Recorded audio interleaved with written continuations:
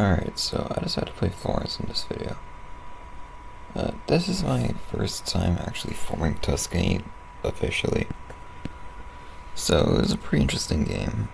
Uh, I had some early tensions with Venice, because he was a player. I was concerned he could go into my territory eventually.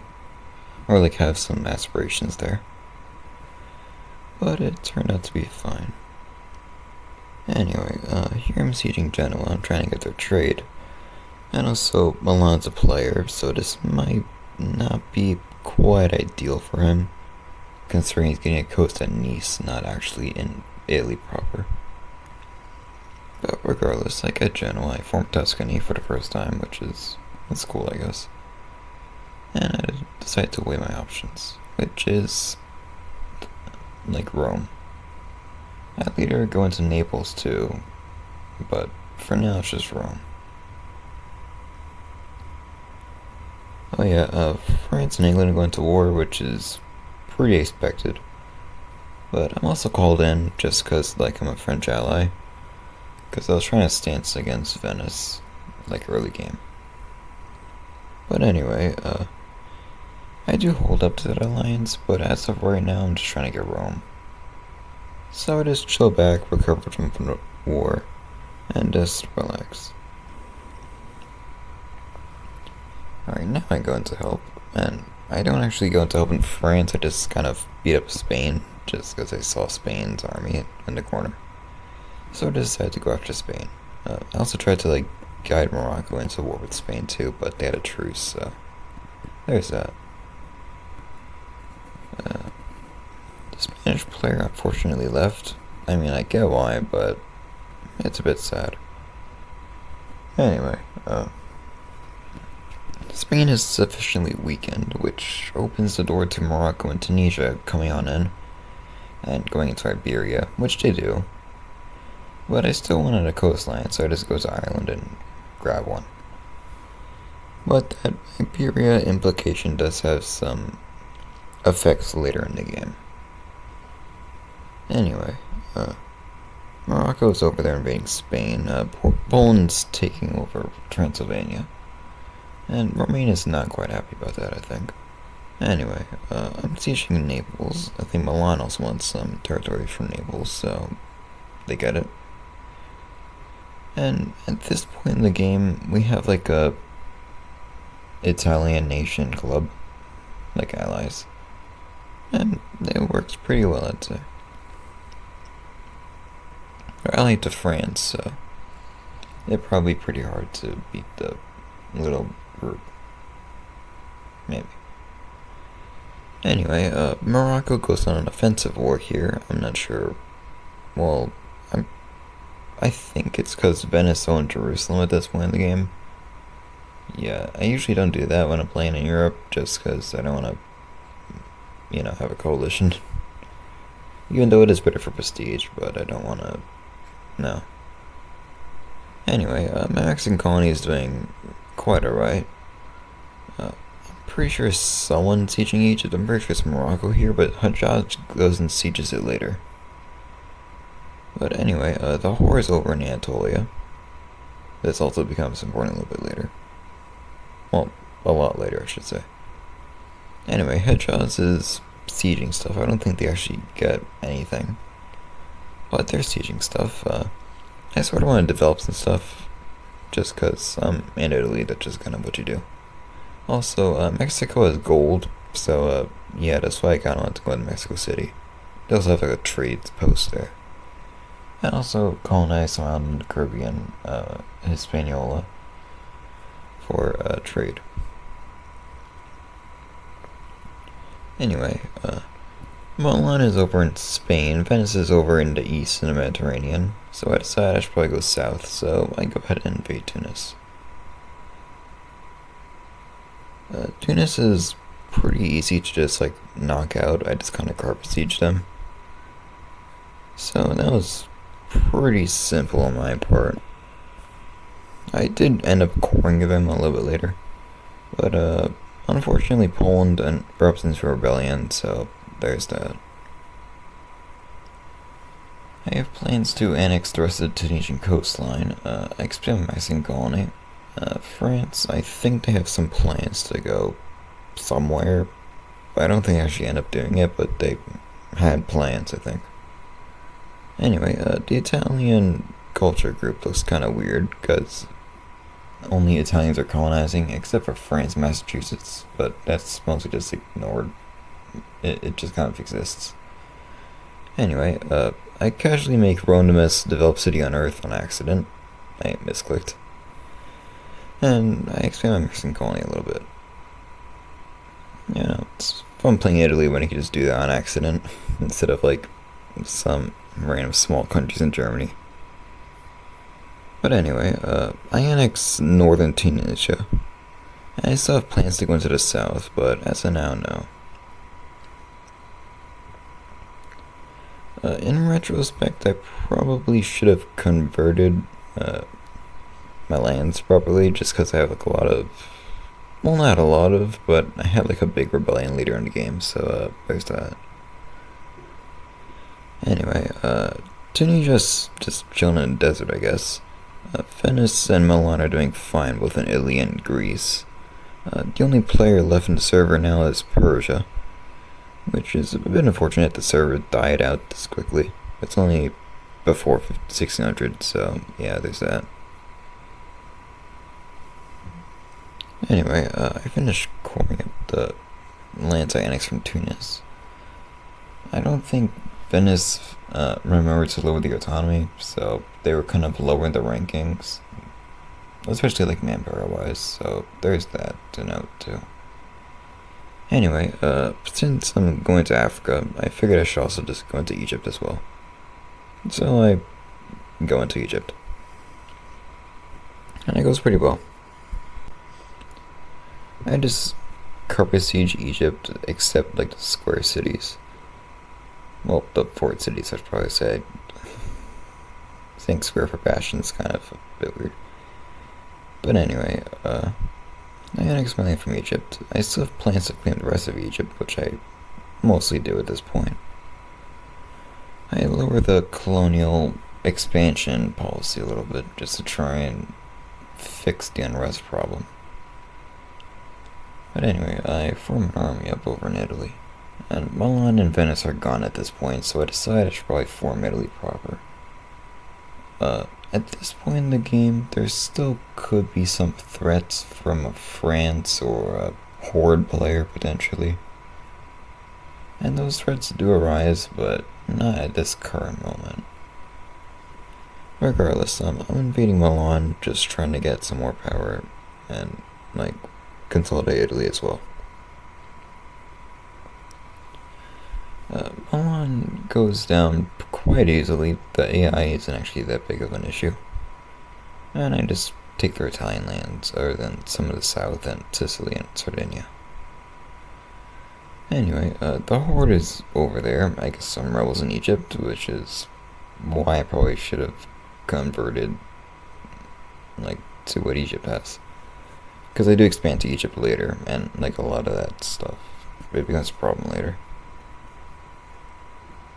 But regardless, the Horde is actually a player now, and he decides to invade the Mamluks, which was my idea, because I have claims on them. I didn't want him robbing them of his Horde CB.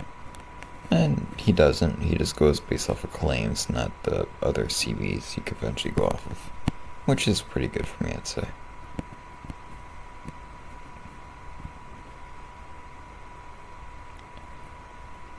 Anyway, the Mamluks are reduced to basically just Syria.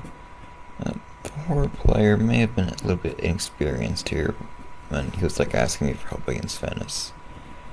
I had to deny his request to join the war 2 times before I declared it myself, just because I didn't want to get dragged in and gain like nothing from it.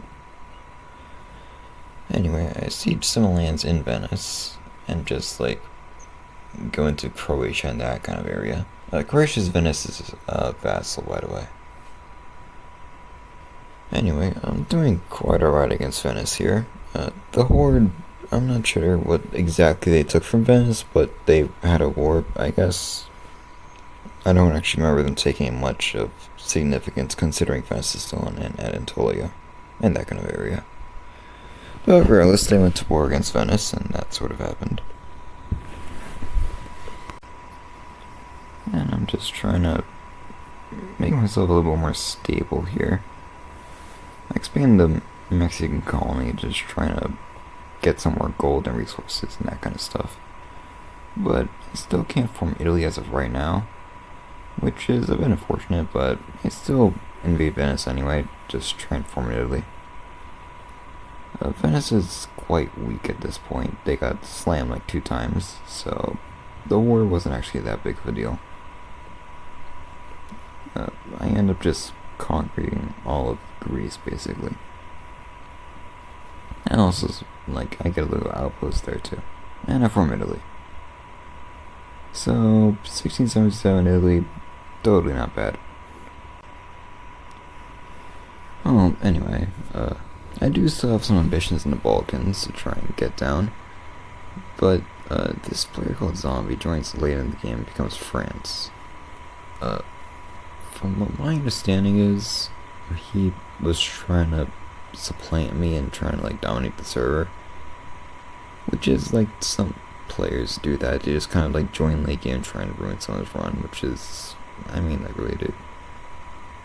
But regardless, he tries it regardless, and tries to deathmax himself. But as of now, that isn't quite as much of an issue. I'm more concerned about trying to get Greece under control. I expand the colony a little bit. And I go ahead, make my army over in Italy. And I am planning for a rival war against Germany here. This war was actually, I think it was planned to go against Milan, not France. Let's just say Spain, not France. Like with the political power from the rival war. But first I'll actually go into Venice, trying to vassalize them. But after that, try and go into rival with Germany. But, during the rival war, there is some issues with, like, France. We'll get to it later, but as I know, I'm just trying to do a rival war. Also, the progress to Rome is roughly at 35% maybe. It's decently high, between the 20s and 30s, I'd say. I don't remember the exact number, but it was decent. I don't actually form Rome this run. One, because I was at like 3 a.m. but by the time the run ended. And secondly, there's other complications. But anyway, I beat up Germany pretty badly here. They aren't considered a rival after the war.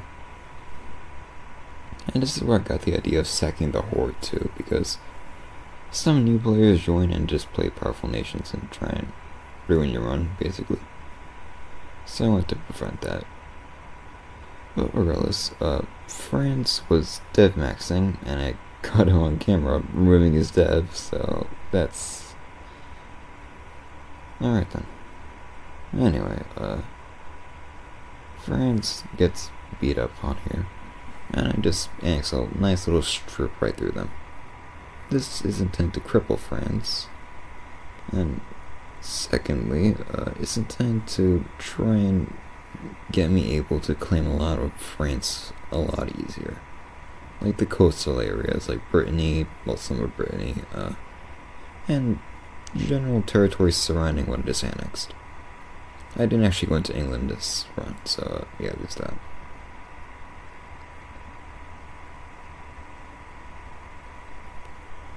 Also, a quick side note, I just invade Avignon, so there's that.